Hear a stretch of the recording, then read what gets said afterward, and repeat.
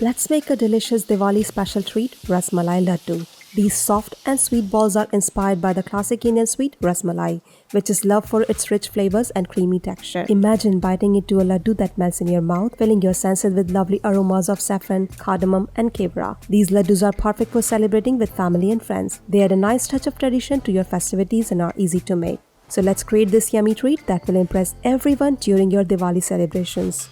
First, we need to prepare saffron milk. Take about 12 to 15 saffron strands and crush them in a mortar. Then add a tablespoon of hot milk to the crushed saffron. This helps release the beautiful color and flavor. Set it aside for a few minutes. Now let's prepare our paneer. Grate the paneer using a grater or crumble it with your hands.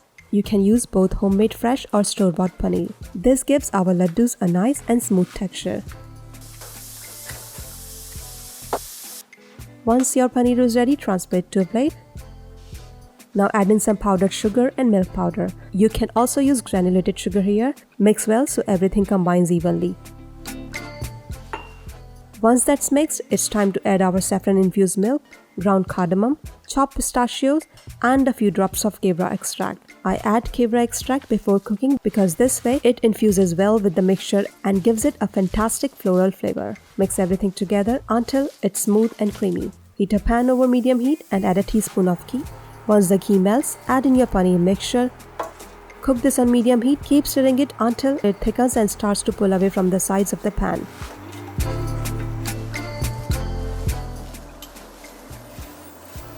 To check if it is done, take a tiny piece and roll it between your thumb and index finger.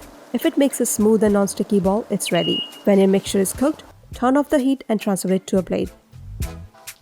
Spread it out with a spatula and let it cool for a few minutes or until it's cool enough to touch. Now let's shape our laddus. Grease your palms with a little ghee to stop them from sticking and take small portions of the mixture.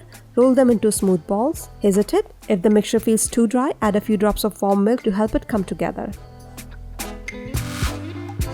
Once all your laddus are shaped, it's time to garnish. Garnish the Rasmalai laddus with chopped pistachios, edible silver leaves, and rose petals for an elegant and festive touch.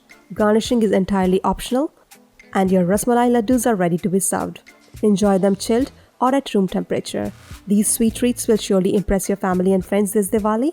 If you like this recipe, don't forget to like, subscribe, and hit the bell icon for more tasty recipes. If you made these laddus, share your Rasmalai laddus with us by tagging us in your photos. Happy cooking and see you next time!